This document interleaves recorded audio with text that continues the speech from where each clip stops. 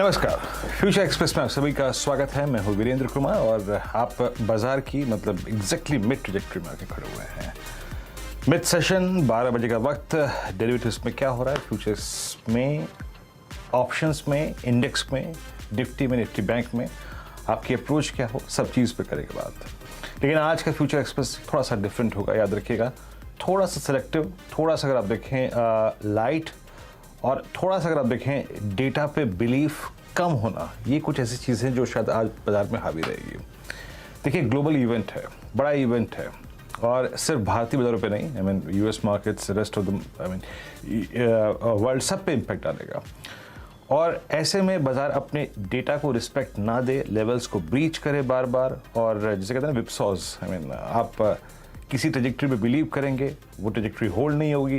किसी ट्रैजेक्टरी को अगर आप देखें रेजिस्टेंस मान के चलेंगे, वो बाइसेक्ट हो जाएगी। इन सब चीज़ों पे अगर आप देखें करेंगे चर्चा, पर ऐसा ही होगा मोर और लेस। आज सुबह की हमारी अप्रोच थी, देखिए कि एक तो ट्रेड थिन कीजिएगा 1/3, यानी अमूमन अगर आप 10 लॉटों पे काम करते हैं लॉट्स पे, तो 3 पे करिए। नहीं हो सकता है तो ना भी करिए, कोई दिक्कत की बात नहीं है, क्योंकि डिसाइसिव एक्शन जो भी होगा मार्केट्स कर लेंगे पोस्ट फेड वर्डिक्ट। लेकिन फिर भी जो कंपल्सिव ट्रेडर्स हैं उनके लिए मैंने एक जोन डिटरमाइन किया था, और वो था कि trade between B1 and between H1। यानी अगर आप देखें जो B1 बेस 1 है हमारा 651, 619, इसके ऊपर इंट्राडे में बेस बनता दिखाई दे। बेस की डेफिनेशन एटलीस्ट होगी करीब करीब आधा घंटा 15 मिनट आप इस बेस के ऊपर सेटल हो, तब एक लॉन्ग ट्रेड लीजिएगा। और ऊपर की तरफ रेजिस्टेंस जोन जो है वो करीब करीब 851 और 910 का क्लस्टर है। रेजिस्टेंस ने बखूबी काम किया है, लेकिन क्या सपोर्ट काम करेगा, देखिए कहना मुश्किल है। मैं फिर कहूँगा कि आज हम डेटा डिपेंडेंट होकर बात नहीं कर सकते। आज डेटा के हाथ में बात नहीं है, आज एक फियर की बात है, और लोग क्या करेंगे, अपना जो रिस्क है ना वो थोड़ा सा रिड्यूस करके जाएंगे। वो एक बात है जो कि बाजार पे थोड़ा सा असर डालेगी। और जो रेजिस्टेंस था 851, 790, क्लियर कट अप्रोच थी कि इन दोनों जोन यानी बेस 1 और रेजिस्टेंस 1 के बीच में ट्रेड कीजिएगा, बट स्टिल अप्रोच बाय उसकी रहेगी। निफ्टी बैंक में कुछ ऐसा ही हुआ था। निफ्टी बैंक में याद रखिएगा मैंने जो बात कही थी कि आपको कि रेजिस्टेंस 1 और बेस 1 के बीच में ट्रेड कीजिएगा। बेस 1 क्या था, 41,100 आपकी स्क्रीन पे है ऑलमोस्ट, और करीब करीब जो बेस 1 था, अगर मैं पूरा डिफाइन करूं, डायरेक्टर साहब प्लीज निफ्टी बैंक की प्लेट लेके आइएगा। बेस 1 की ट्रैजेक्टरी को थोड़ा सा जानने की कोशिश करते हैं। इट वाज 41,110 एंड 48,870, ये बेस 1 है। बेस 1 के आसपास थोड़ा टाइम स्पेंड करें, इसके ऊपर सस्टेन हो तो बाय, और ऊपर हायर लेवल्स पे एग्जिट। अब क्या करें, देखिए डाउ फ्यूचर्स को लेके आते हैं और उसके बाद थोड़ा डेटा देखने की कोशिश करते हैं। डाउ जोन्स फ्यूचर्स आपकी स्क्रीन पे आज सुबह देखिए, आज रेस्ट्रिक्टेड गेंस के साथ ट्रेड कर रहा था।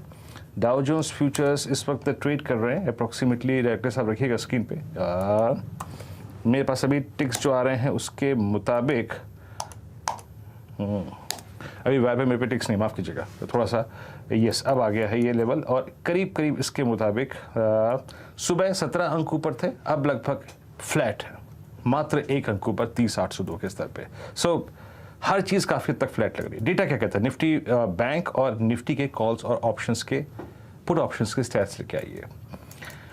क्या हम इस ट्रैजेक्टरी को होल्ड कर जाएंगे 651 को? आइए देखते हैं डेटा। देखिए कॉल राइटर्स हायर लेवल्स पे हावी है, नो डाउट अबाउट दैट। इस इवेंट का थोड़ा सा मजा वो भी ले रहे हैं, और आपकी स्क्रीन पे 17,800 की कॉल, 17,900 की कॉल और 18,000 की कॉल में लगभग 40, 42, 50, 60, 61 और 27, लगभग 70, 80, 90 लाख कॉल बिकी हैं 3 स्ट्राइक्स पे। और नीचे पुट्स में अगर आप देखें तो 17,600 का पुट राइटर हल्का सा एग्जिट कर रहा है, उसको फियर एक महसूस हो रहा है कि क्या हम सेकेंड हाफ में कोलैप्स हो जाएंगे।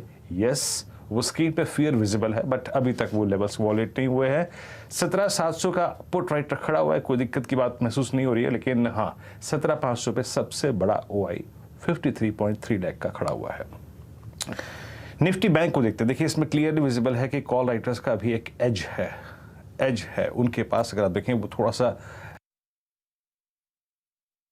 बैंक लेके आइए। यहाँ पे कॉल राइटर्स क्या कर रहे हैं, आपकी स्क्रीन पे 3 कॉल राइटर्स हैं। आई मीन इट्स 41,400, 17, 41,500 लगभग 1590, 41,600 लगभग 3, यानी 16 दूनी 32, 33, 34, 35, 36 लाख कॉल बिकी है यहाँ पर। और यहाँ पे अगर आप पुट्स को देखें, जहाँ जिस ट्रेजेक्ट्री में हम मार्च 12 करीब 12.5 और करीब 13, 14, 15 लाख पुट बिकी हैं, तो इसमें पुट राइटर्स का कन्वर्शन थोड़ा कम है और कॉल राइटर्स का कन्वर्शन ज़्यादा है। बट स्टिल मैं आपसे कहूँगा कि मैं शॉर्टिंग नहीं करूँगा। और मैं अगर 651 बेस 1 और बैंक निफ्टी का 4110 और 4870 इसके अगर ऊपर कुछ टाइम स्पेंड करेगा तो बाय का ही ट्रेड लूँगा, शॉर्टिंग नहीं करूँगा।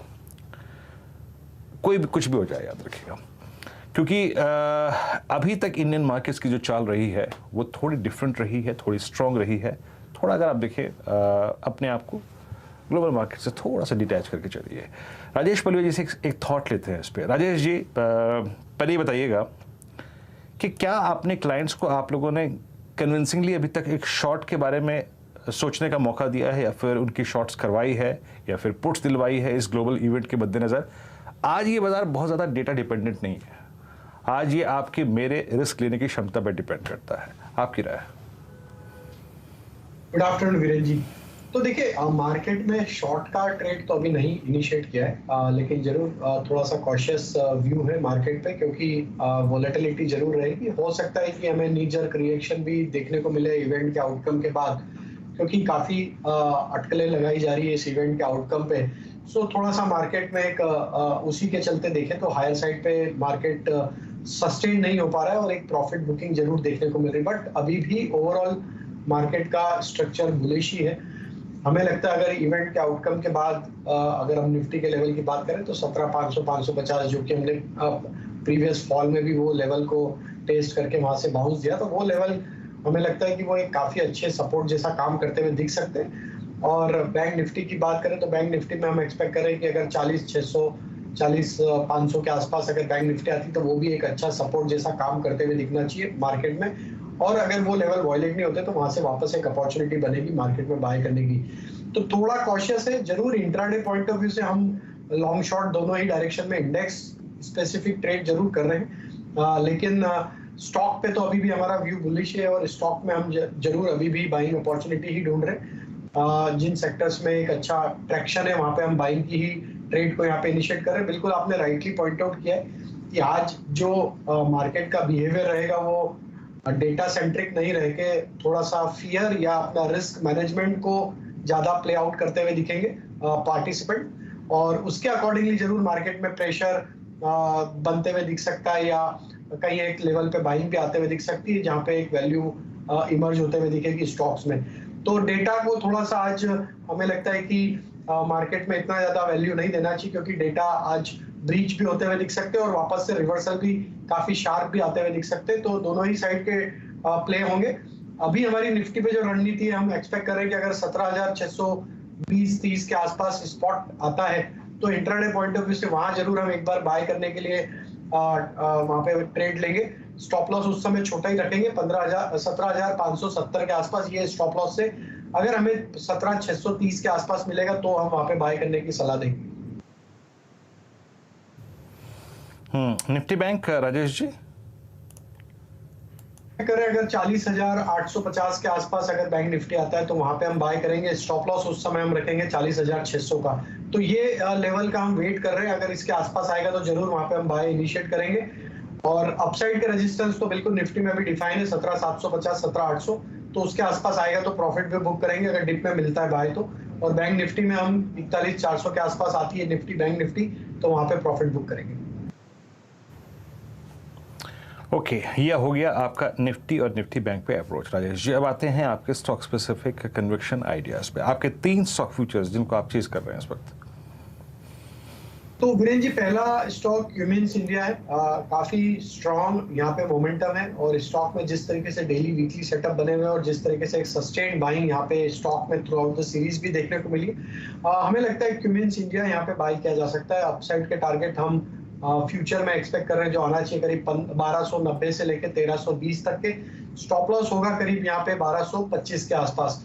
दूसरा स्टॉक हमें लगता है कहीं ना कहीं आज एफएमसीजी बास्केट में बाइंग फ्लो आते हुए दिख रहा है, क्योंकि वॉलेटिलिटी के चलते आज मार्केट में थोड़ा डिफेंसिव प्लेयर बनते हुए दिख रहा है। तो एक एफएमसीजी बास्केट में एक अच्छी बाइंग बनी है, उसमें हम यहाँ पे सेक्टर लीडर हिंदुस्तान यूनिलीवर के साथ जाना चाहेंगे।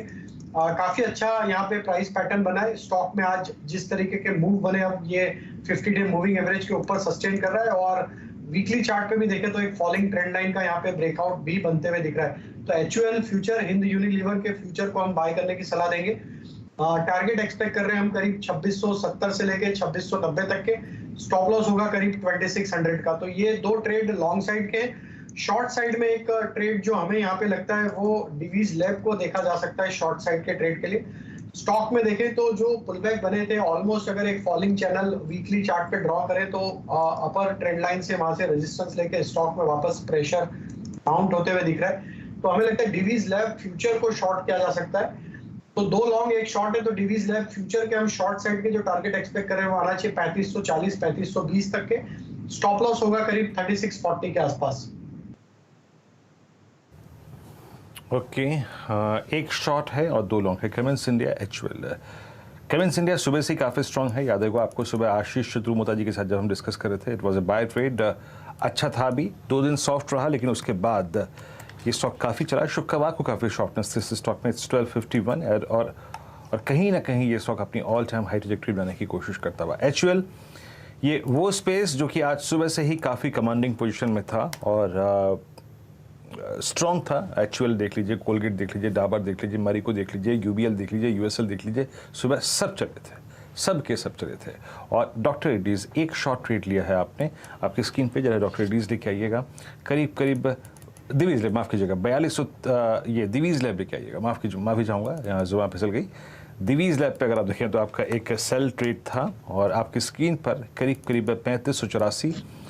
आज का इंटरडे हाई इसका 20 डे एक्सपोनेंशियल मूविंग एवरेज था। पिछले 5 सेशन में, इनफैक्ट 4 सेशन में लगातार इसने अटेम्प्ट लिया अपने 20 डे माह को, जो कि फॉलिंग 20 डे माह है, उसकी जो उसका बिहेवियर है वो गिरता हुआ है, उसको क्रॉस करने का, लेकिन आज भी सक्सीड नहीं हुआ। इनफैक्ट आज जो वो फॉलिंग 20 डे में जो थ्रस्ट जनरेट करता है ना सेलिंग का, वो स्क्रीन पे आज विजिबल है। 3 सेल कॉल आपके स्क्रीन पे। मार्केट्स लगभग 17677। एक बार मार्केट की ब्रेथ देखना चाहूँगा डायरेक्टर साहब, please bring all states long short और शॉर्ट कवरिंग और फ्रेश बाइंग।